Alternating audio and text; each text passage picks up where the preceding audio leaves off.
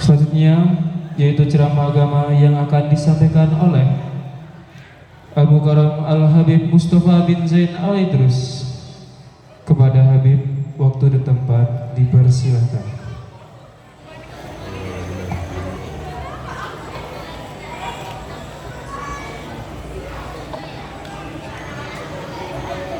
Bismillahirrahmanirrahim. Assalamualaikum warahmatullahi wabarakatuh.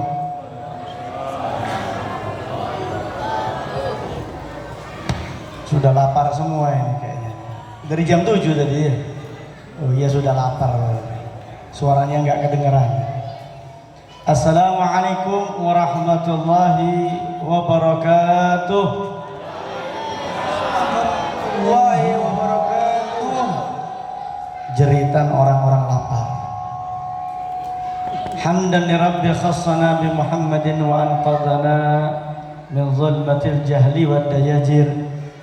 Alhamdulillahilladzi hadana bi 'abdihil mukhtar man da'ana ilaihi bil idni wa qad nadana labbaika ya man dallana wa hadana. Wa sallallahu wa sallama wa baraka alaihi wa ala alihi. Alhamdulillahilladzi jama'ana fi hadzal jam'il karim wa fi hadzal jam'il 'azim wa fil jalsatil 'azimah.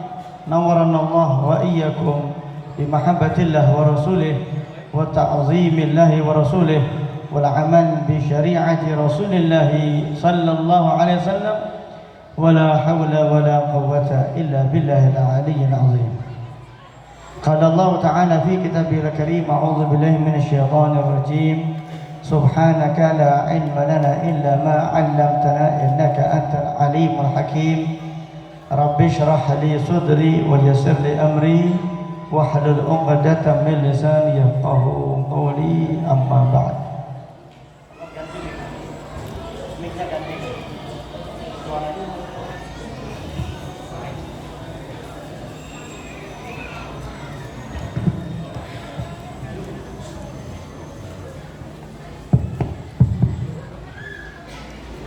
Yang saya hormati para masyayikh, para asatidz, para guru, para tokoh agama.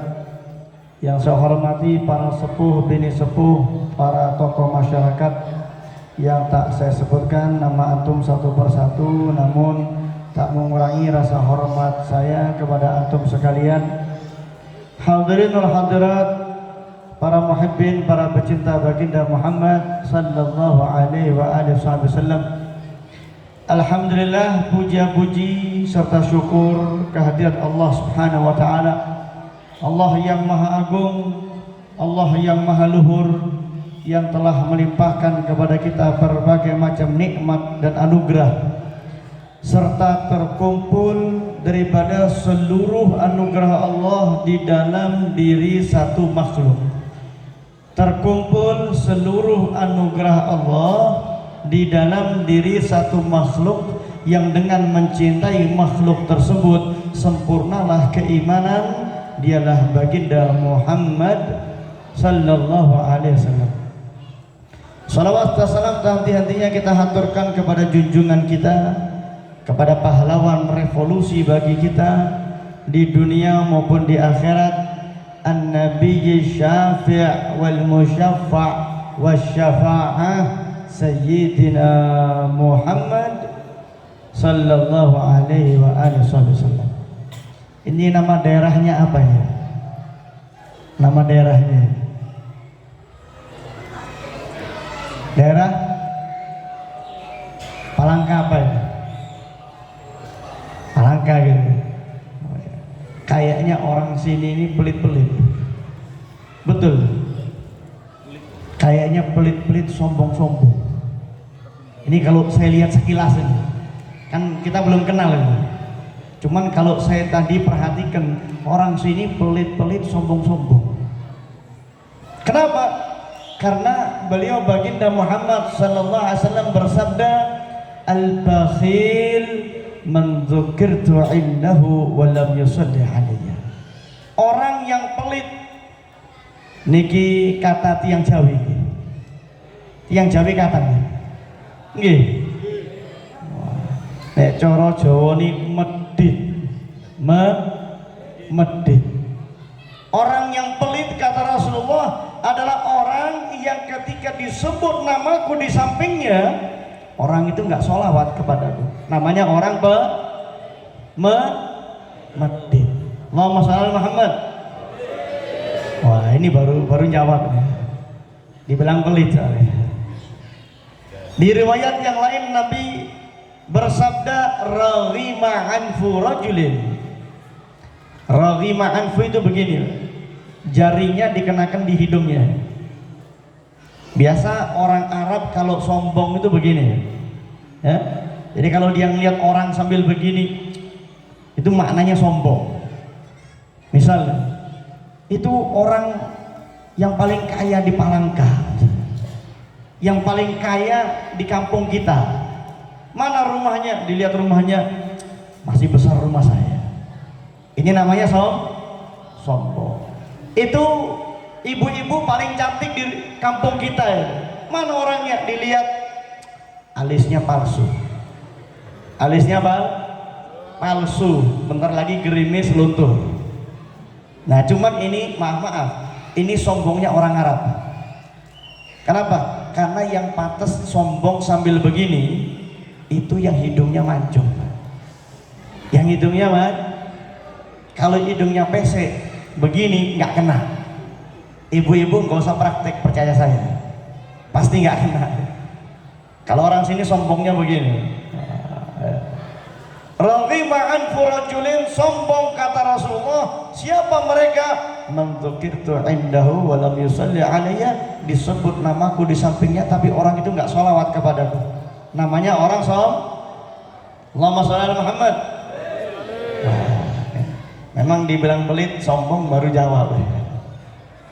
Riwayat yang lain Nabi mengatakan man dzukirtu indahu fa akhta'a shalah alayya akhta'a tariqal jannah.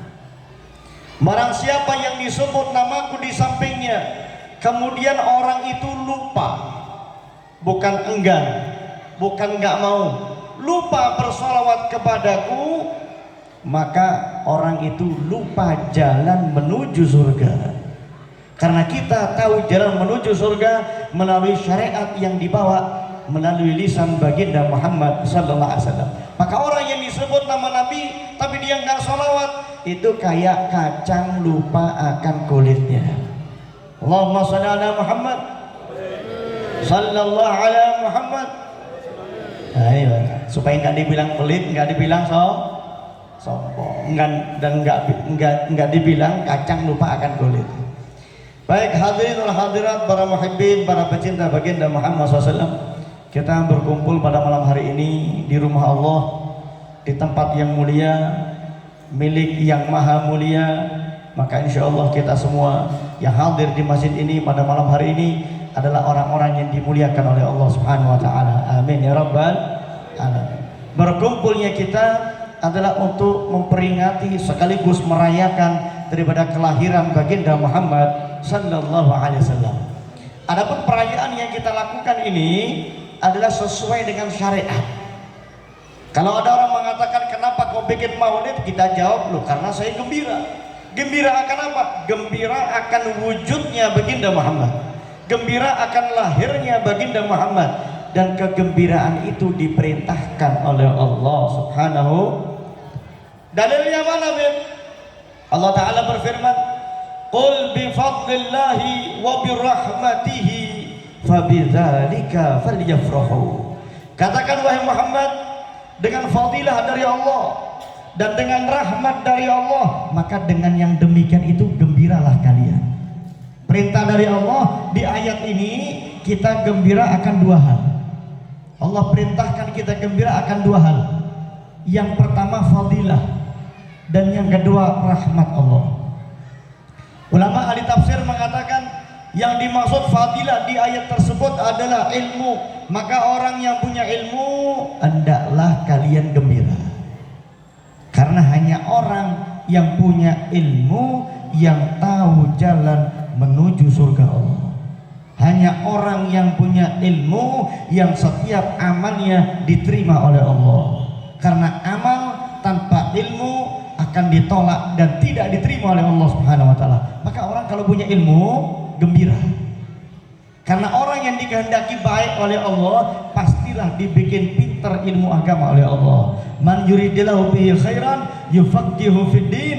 Barang siapa yang dikehendaki baik oleh Allah, Allah akan bikin orang itu ngerti, pintar ilmu agama. Maka orang punya ilmu gembira.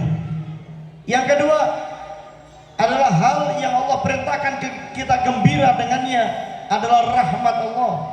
Al-Imam Abdullah ibn Abbas radhiyallahu taala anhuma mengatakan, yang dimaksud dengan rahmat di ayat tersebut tiada lain sesuai dengan yang difirmankan oleh Allah, wa ma arsalnaka illa rahmatan lil alamin.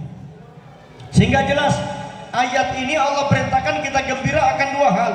Yang pertama dengan fadilah dari Allah berupa ilmu, dan yang kedua dengan rahmat dari Allah berupa wujudnya baginda Muhammad sallallahu alaihi wasallam. Sehingga jelas yang kita lakukan ini, kegembiraan ini adalah melaksanakan perintah Allah. Allah yang perintahkan kita untuk gembira dengan lahirnya baginda Muhammad SAW. Hadirin wal hadirat yang dirahmati oleh Allah Subhanahu wa taala, sekaligus perayaan kita pada malam hari ini adalah sebagai ungkapan cinta kita kepada Rasulullah. Ungkapan cinta. Orang itu cinta sebabnya dua. Al-Habib Abdullah bin Ali Al-Haddad dalam kitab Risalatul Muawanah, beliau menyebutkan orang itu cinta sebabnya dua. Yang pertama bisa jadi karena kekagumannya kepada sesuatu tersebut, nggak harus manusia, bisa jadi benda, bisa jadi sesuatu yang lain. Yang pertama karena dia kagum dengan sesuatu tersebut. Orang yang cinta sama lukisan karena dia kagum dengan lukisan-lukisan yang indah. Ya, orang yang cinta mungkin healing alias jalan-jalan, ya, karena dia kagum dengan pemandangan. Ini jalan yang pertama. Dan yang kedua, orang itu cinta dikarenakan begitu banyak manfaat yang dia dapatkan dari sesuatu yang dicintai. Jadi arahnya dua. Kita cinta kepada A, bisa jadi yang pertama sebabnya karena kita kagum sama A, atau karena A memberikan manfaat yang banyak kepada kita. Dan dua-dua itu yang paling pantas untuk dicintai, yang paling pantas kita kagumi, dan paling banyak jasanya untuk kita setelah Allah tiada lain adalah baginda Muhammad sallallahu alaihi wasallam. Allahumma shalli Muhammad. Kalau dasar cinta kita itu kagum, saya kira tidak ada satu penciptaan Allah di dunia ini yang lebih pantas dikagumi kecuali baginda Muhammad. Nggak ada yang membuat orang itu lebih takjub dibanding melihat indahnya baginda Muhammad SAW, indahnya paras beliau, indahnya akhlak beliau, indahnya tutur kata beliau. Ini sesuatu yang paling pantas untuk dikagumi. Dulu kaum kafir Quraisy, mereka berpikir bagaimana untuk menghinakan baginda Muhammad. Sehingga ada seorang ahli syair, ya, ada seorang ahli syair dipanggil. Tujuannya supaya penyair ini membuat syair menghina baginda Muhammad. Ya. Jadi kalau ada orang sekarang menghina Nabi, nggak cuma sekarang. Dari zaman Nabi orang itu berpikir bagaimana ada hinaan untuk Rasulullah. Dipanggil penyair yang ahli, yang terkenal hebat untuk membuat syair. Ayo coba kamu bikin syair menghina Rasulullah. Tapi karena penyairnya profesional, dia nggak mau langsung bikin syair. Dia katakan, saya kalau mau bikin syair dan syair itu menghina seseorang, saya harus lihat orangnya dulu. Kalau nggak lihat orangnya nanti nggak tepat daripada syair saya. Saya mau lihat dulu yang mana sih orangnya. Beliau adalah Hasan bin Harith. Ya, ini sebelum masuk Islam. Sayyidina Hasan bin Harith sebelum masuk Islam disewa oleh kaum kafir Quraisy untuk membuat syair menghina Rasulullah. Saya mau lihat, diantarkan dia ke hadapan Rasulullah. Ini bukti bagaimana indahnya Rasulullah, Bagaimana Rasulullah yang paling pantas untuk dikagumi. Orang yang ngelihat Nabi pasti cinta, nggak mungkin nggak. Ya? Bahkan mereka kaum kafir Quraisy yang membenci Rasulullah, kalau mereka lihat Nabi tetap hatinya cinta. Bahkan mereka percaya dengan semua yang diucapkan oleh Rasulullah. Demikian dengan Abu Jahal dan lain sebagainya. Mereka percaya kok. Mereka percaya kalau Muhammad seorang utusan Allah. Mereka percaya. Salah seorang dari mereka mengatakan, sebenarnya kamu percaya nggak sih dengan yang dikatakan Muhammad? Jawaban dari yang ditanya, apakah kamu pernah melihat Muhammad bohong? Loh, berarti kamu percaya. Lah, kenapa kok kita nggak ikut Muhammad? Kita itu menentang Muhammad bukan karena nggak percaya, tapi kalau kita ikut Muhammad, kita sama kayak Bilal, kita sama kayak budak. Sementara kalian ini pembesar Quraisy, ikut Muhammad derajat sama kayak budak. Maka kita harus cari cara bagaimana supaya Muhammad ini dakwanya tidak diikuti oleh umat. Kalau enggak, nanti derajat kita turun semua. Rasulullah SAW umur 30 tahun dikasih gelar Al-Amin. Siapa yang ngasih gelar? Orang Islam? Bukan. Yang ngasih gelar kaum Quraisy. Nabi belum diutus sebagai seorang Rasul, masih usia 30 tahun. Peristiwa untuk memindah daripada batu Hajar Aswad, mereka berpikir siapa yang mindah ini? Kita cari orang paling amanat. Satu Mekah sepakat yang paling amanat, yang paling bisa dipercaya, baginda Muhammad SAW. Dipilih sama mereka. Tapi Nabi belum jadi seorang belum diutus sebagai seorang Rasul, dipercaya, dikasih gelar Al-Amin, yang paling bisa dipercaya, yang paling amanat. Ya? Sehingga orang lihat Nabi itu pasti percaya dan pasti kagum dengan keindahan Rasulullah.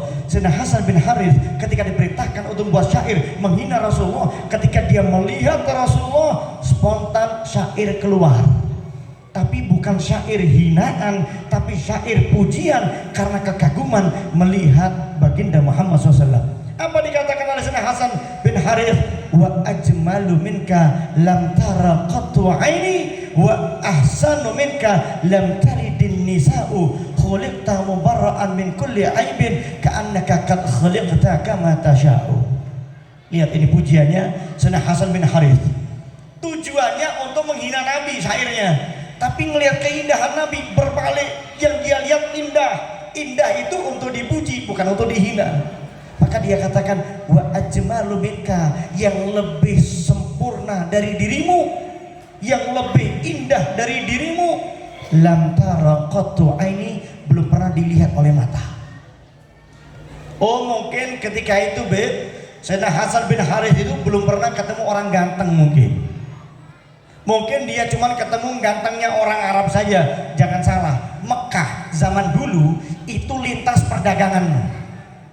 Maka di Mekah ada orang Arab, di Mekah ada orang Eropa, di Mekah ada orang Asia, orang Cina, semua ada di Mekah itu. Kenapa? Lintas perdagangan. Ini Sayyidina Hasan bin Harith, beliau sudah melihat macam-macam manusia. Beliau sudah melihat bagaimana ganteng versi Arab, sudah lihat ini. Bagaimana ganteng versi Eropa, ganteng versi Asia, ganteng versi Afrika, ganteng versi Cina, sudah lihat semua. Tapi beliau katakan wa ajmalu minka lam tara qattu aini. Enggak ada mata yang melihat sesuatu yang lebih indah dari dirimu.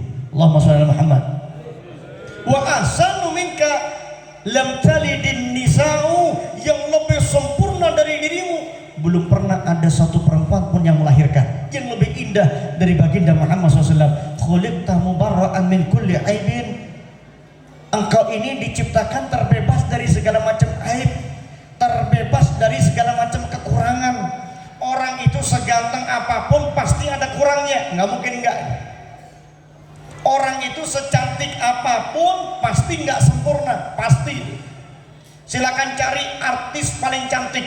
Wah, ibu-ibu yang suka lihat artis-artis ini ya. Cari artis paling cantik, wah ini paling cantik. Anda perhatikan 10 menit Anda sudah kelihatan kurangnya apa ya? Ya? Sudah kelihatan. mungkin karena alisnya kurang tebal, ya. Mungkin karena hidungnya kurang mancung, mungkin karena bibirnya ketebalan. Mesti ada kurangnya, nggak mungkin nggak? Mungkin yang seneng drama Korea atau K-pop, apa itu? Ada yang namanya Jongkok atau apa? Artisnya Jongkok apa Jungkook? Jungkook ya. Itu seindah apapun manusia, tidak ada yang lebih indah dari baginda Muhammad SAW. Maka Sayyidina Hasan mengatakan, khuliqta mubara'an min kulli aibin, engkau ini diciptakan nggak ada kurangnya sama sekali. Ka'annaka qad khuliqta kama tasya'u, seolah-olah engkau ini diciptakan sesuai requestmu sendiri. Seolah-olah Nabi yang milih, saya pingin kulit begini, saya pingin rambut begini, custom. Istilah sekarang itu custom. Seperti dipilihkan oleh Allah, seluruh yang ada pada baginda Muhammad adalah versi terbaik dari manusia yang pernah diciptakan oleh Allah Subhanahu wa taala. Allahumma shalli Muhammad sallallahu alaihi Muhammad.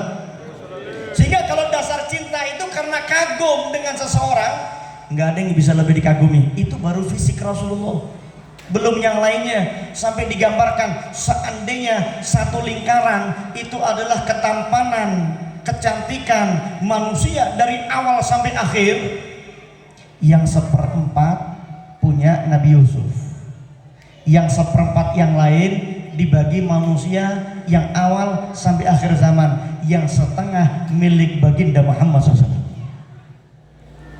Katanya Nabi Yusuf itu mukjizatnya ketampanan, tapi apakah Nabi Muhammad lebih tampan? 2 kali lipat. Diriwayatkan katanya orang ngelihat Nabi Yusuf, ibu-ibu lihat Nabi Yusuf itu tangannya teriris nggak terasa. Itu balasan daripada Siti Zulaikha. Kok bisa kamu itu cinta sama Yusuf? Kata Siti Zulaikha, kamu belum lihat soalnya. Diundang ibu-ibu itu, tukang rumpi, tukang gosip. Ibu-ibu tukang rumpi, tukang gosip di zaman Nabi Yusuf diundang oleh Siti Zulaikha. Ketika itu hidangan disuguhkan, keluar Nabi Yusuf, ngelihat ketampanan, keindahan wajah Nabi Yusuf, itu tangan teriris nggak terasa. Padahal ibu-ibu kalau potong bawang, jarinya teriris, sakit nggak? Terasa nggak? Kenapa kok ibu-ibu itu nggak kerasa? Karena fokus sarafnya menikmati keindahan wajah Nabi Yusuf, sehingga saraf untuk merasakan sakitnya pisau hilang nggak terasa. Tapi Nabi Muhammad 2 kali lebih tampan, hanya saja ketampanan Nabi Muhammad tidak menyilaukan. Itu bedanya. Allahumma shalli Muhammad. Jadi kalau dasar cintanya adalah kekaguman, Nabi paling pantas dikagumi, baik fisiknya maupun daripada keindahan yang lainnya. Ada satu orang, dia berjalan menuju Madinah ingin berjumpa Rasulullah. Sampai ketemu Nabi, kemudian orang itu kembali ke kampung halaman. Dia balik ke kampung halaman. Kemudian ditanya sama orang, apakah kamu sudah berjumpa dengan Muhammad? Iya, saya sudah berjumpa. Tolong gambarkan kepada kami bagaimana Muhammad. Maka sahabat yang sudah melihat Nabi Muhammad mengatakan, belum pernah saya melihat wajah lebih tampan dari Rasulullah. Belum pernah saya mendengar suara lebih merdu dari Rasulullah. Belum pernah saya mencium tangan yang lembut dan harum seperti lembut harumnya tangan Rasulullah Sallallahu Alaihi Wasallam. Pusat kekaguman kita akan ciptaan Allah ada pada baginda Muhammad SAW. Yang kedua sekarang, kalau dasar cintanya bukan karena kagum, kalau dasar cintanya karena manfaat, ya, apa yang diberikan kepada kita. Mungkin kita cinta sama ayah kita karena perjuangannya menghidupi kita. Mungkin kita cinta kepada ibu kita yang sudah susah payah dari mengandung, melahirkan, menyusui, merawat, membesarkan. Ya, tetapi perjuangan Rasulullah tidak ada bandingnya. Perjuangan Rasulullah nggak ada bandingnya. Bagaimana sayang dan cintanya baginda Muhammad kepada kita melebihi sayang dan cintanya seorang ibu kepada anaknya.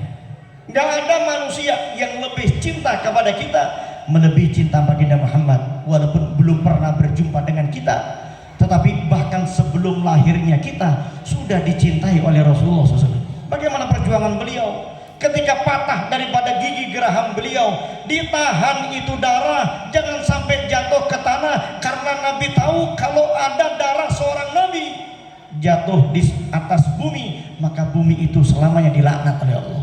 Lihat negeri Palestina, berapa banyak Nabi terbunuh di sana. Sampai sekarang perang nggak ada berakhir. Perang nggak ada berakhir. Ada darah Nabi yang tertumpah. Nabi Muhammad, dia menyayangi siapa? Bukan cuma pengikutnya, bahkan pembencinya disayangi oleh Nabi Muhammad. Ditahan darah jangan sampai jatuh. Dakwah ke Taif, wajah nggak tampak karena tertutup oleh darah, dilempari oleh penduduk Taif. Tetapi tidak, daripada menginginkan penduduk Taif dihancurkan oleh Allah, kalau nggak mereka mungkin anaknya, kalau nggak mungkin ada keturunannya nanti akan mengikuti daripada ajaranku. Allahumma shalli Muhammad. Perjuangan Rasulullah seluruh hidupnya bukan mikir dirinya, seluruh hidupnya bagaimana umat saya enak, bagaimana umat saya selamat, bagaimana kelak di dunia di akhirat dapat kebahagiaan. Ini yang dipikir oleh Nabi, nggak pernah berpikir untuk dirinya sendiri, nggak. Sayyidah Aisyah pernah menangis, ya, pernah gembira sekaligus menangis, terenyuh hatinya ketika suatu malam Sayyidah Aisyah mendengarkan Nabi berdoa kebaikan-kebaikan untuk Sayyidah Aisyah radhiyallahu anha. Ditanya oleh Nabi, kenapa? Beliau katakan, bagaimana saya nggak gembira, bagaimana saya nggak bahagia? Kau mendoakan diriku dengan doa yang begitu hebat. Apa kata Rasulullah? Ya Aisyah, ya Humairah, ketahuilah ini doaku untuk seluruh umatku di tiap malamku. Allahumma shalli Muhammad. Nabi tiap malam ingat kita. Kita belum tentu tiap malam ingat Rasulullah SAW. Mungkin kita ingat ini di majelis maulid, mungkin kita ingat ketika sholawat tasyahud ada sholawat di dalamnya, tapi di luar mungkin kita agak lupa. Tapi Nabi 24 jam nggak pernah lupa kepada kita. Allahumma shalli Muhammad.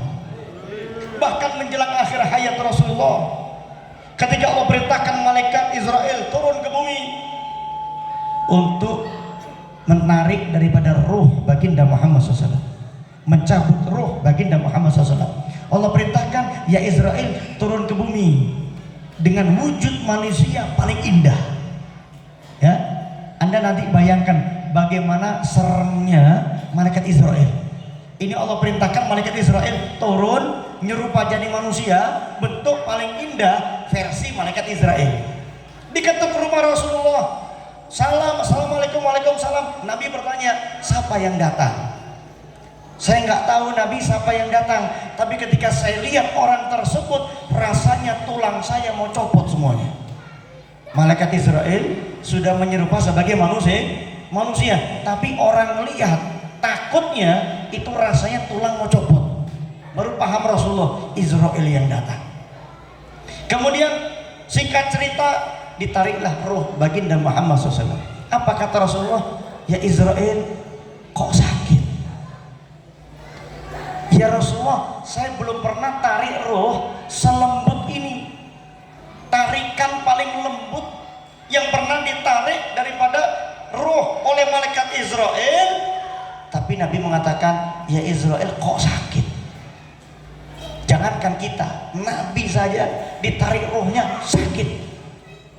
Dikisahkan dalam kitab An-Nasaih Ad-Diniyah, ketika Nabi Musa alaihissalam berjumpa malaikat Israel, mau dicabut nyawanya, menolak Nabi Musa, ditampar malaikat Israel sampai mata malaikat Israel copot. Itu kekuatan Nabi Musa, itu kekuatan Nabi Musa. Ditempeleng malaikat Israel, matanya copot. Saking sakitnya sakaratul maut, bahkan Nabi Musa menolak. Nabi Muhammad SAW tarikan paling lembut bila mengatakan, ya Israel kok sakit? Ya Rasulullah, ini paling lembut ini. Apakah kemudian beliau mengangkat tangannya meminta kepada Allah, ya Allah hilangkan sakitnya? Kalau beliau mau, dihilangkan sakitnya oleh Allah. Ya Allah lembutkan lagi. Kalau beliau mau, dituruti oleh Allah.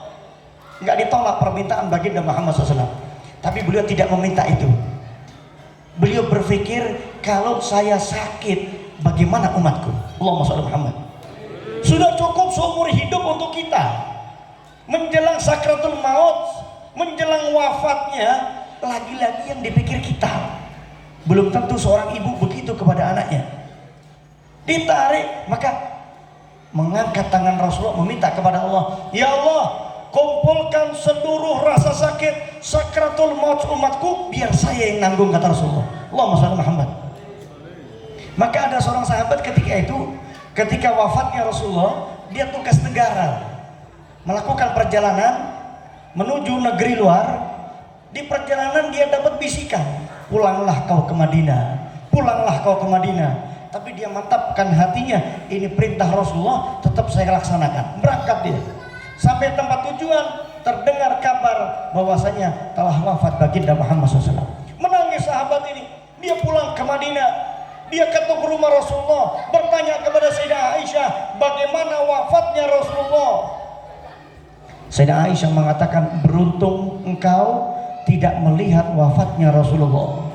Beruntung dirimu tidak melihat sakratul mautnya Rasulullah. Seandainya kau melihat betapa sakit yang ditahan oleh Rasulullah.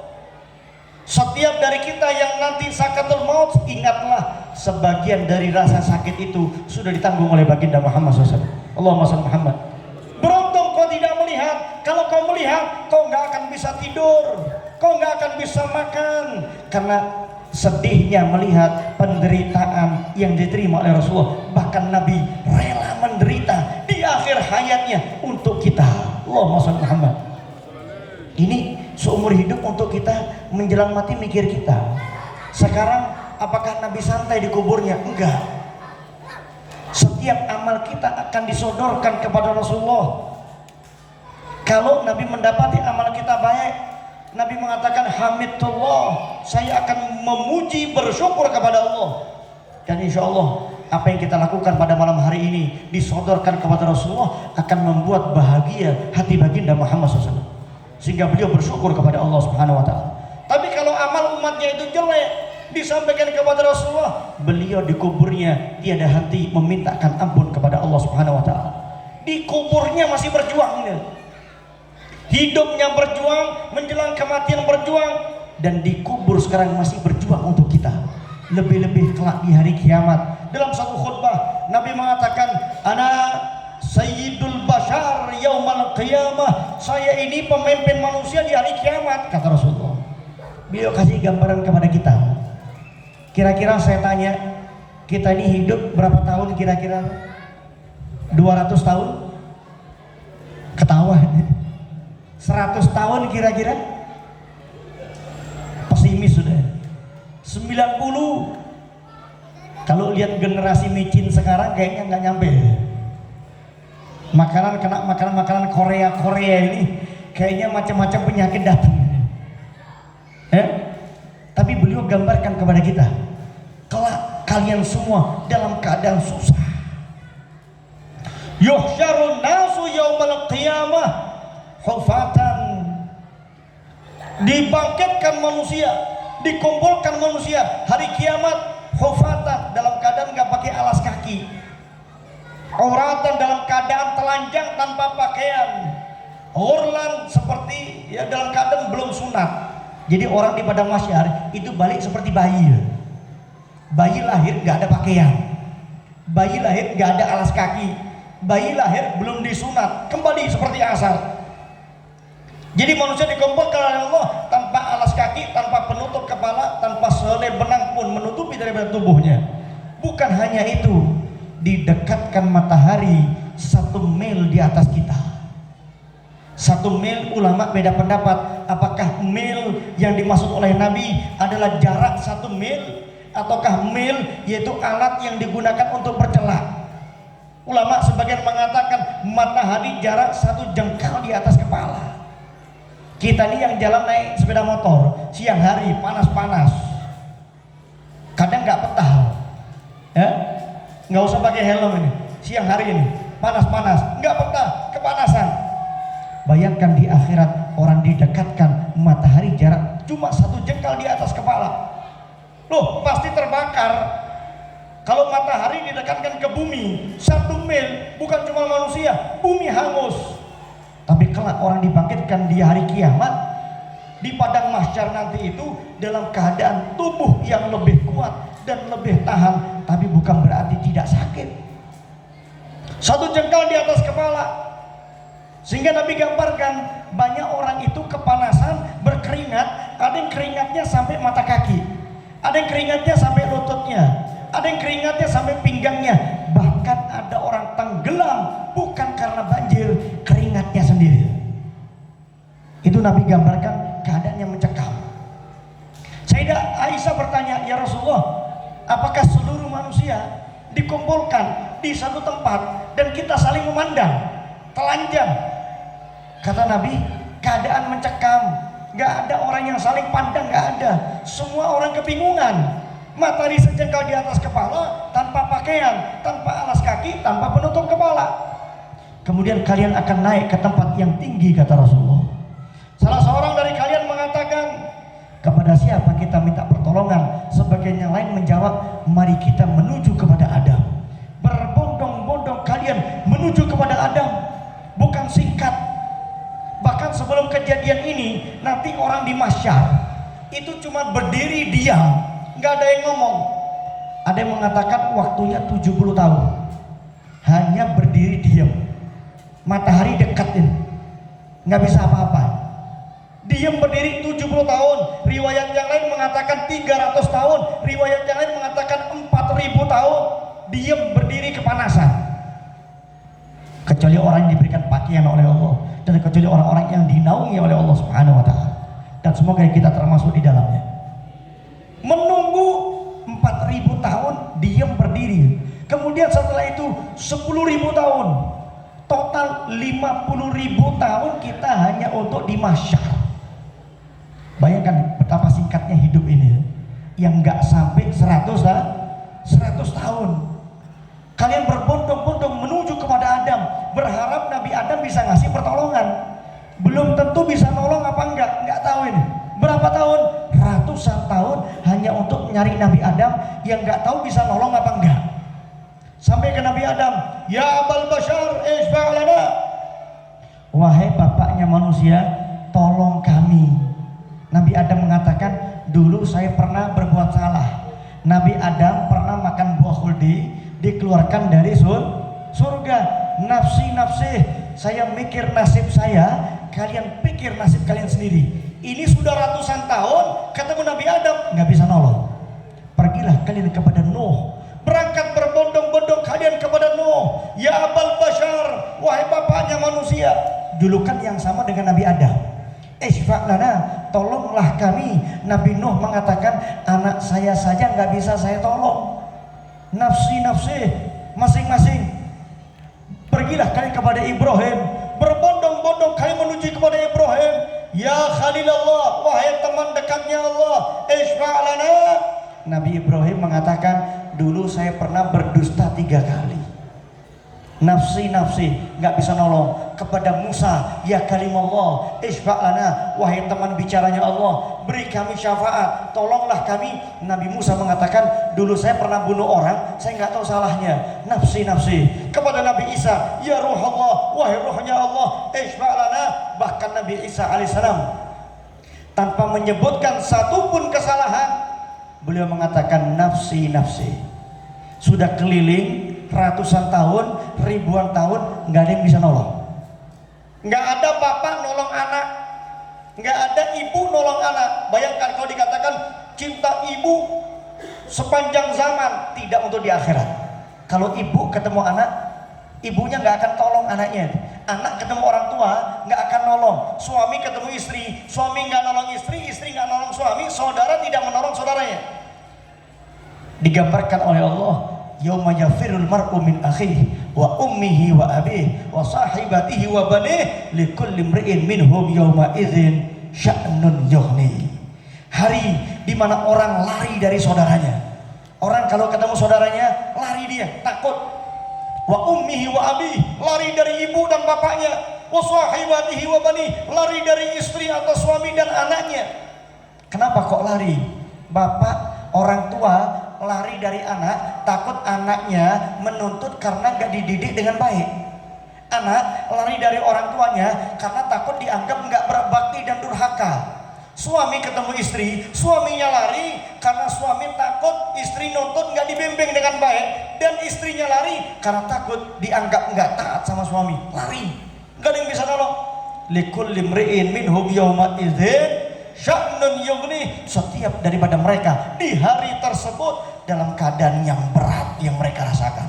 Yang tadi digambarkan, matahari satu jengkal di atas kepala, orang kepanasan, tenggelam karena keringatnya sendiri, nggak ada yang bisa nolong kecuali baginda Muhammad SAW. Allahumma shalli Muhammad. Tumpuan terakhir manusia di mahsyar ketika sudah keliling dari Nabi Adam sampai Nabi Isa, tumpuan terakhir, harapan terakhir ada pada baginda Muhammad SAW.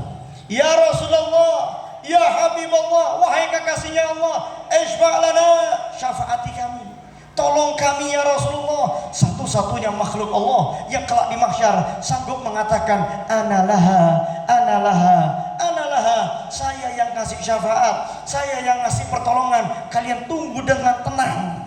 Hanya Rasulullah bersujud baginda Muhammad dengan 4 kali sujud kepada Allah, sampai Allah mengatakan, ya Muhammad irfa' ra'sa wasal tuqta washfa' tusyafa. Ya Muhammad, angkat kepalamu, mintalah, niscaya engkau akan beri syafaat, engkau mendapatkan wewenang dari Allah. Maka ketika itu muncullah yang disebut asy-syafa'atul uzma. Apa itu? Berupa dipercepat waktu hisab. Orang nunggu waktu hisab ini 50.000 tahun, ribuan tahun orang nunggu waktu hisab. Muncul asy-syafa'atul uzma, dipercepat waktu hisab. Maka ketika itu seluruh manusia di padang mahsyar, mau yang Islam, mau yang kafir, mau yang taat, mau ahli maksiat, semuanya memuji kepada baginda Muhammad SAW. Mau yang di dunia memuji Rasulullah, bersalawat kepada Rasulullah, ataupun di dunia menghina dan mencaci maki Rasulullah, kelak di mahsyar akan memuji baginda Muhammad SAW. Wa ba'athu maqaman mahmudan alladzi wa'adta. Doa yang kita baca selepas daripada menjawab azan, wa ba'athu, dan bangkitkan ya Allah baginda Muhammad SAW maqaman mahmud, kedudukan yang terpuji, yaitu ketika kelak muncul asy-syafa'atul uzma, seluruh manusia akan memuji kepada baginda Muhammad SAW. Allahumma shalli Muhammad.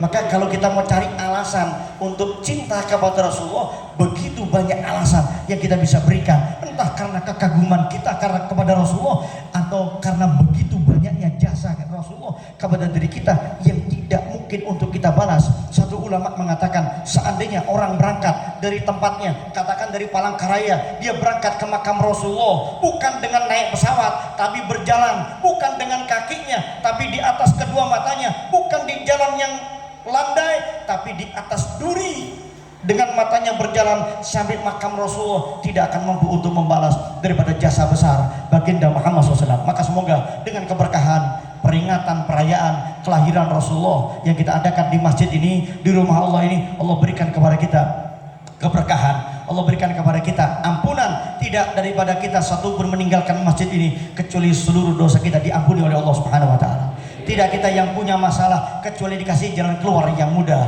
Tidak kita yang sedih kecuali dibahagiakan berkat sholawat dan salam kepada baginda Muhammad SAW yang kita haturkan kepada Rasulullah dari masjid rumah Allah ini. Tidaklah kita pulang dari tempat ini kecuali Allah akan berikan kita anugerah bermimpi melihat wajah indah baginda Rasulullah SAW.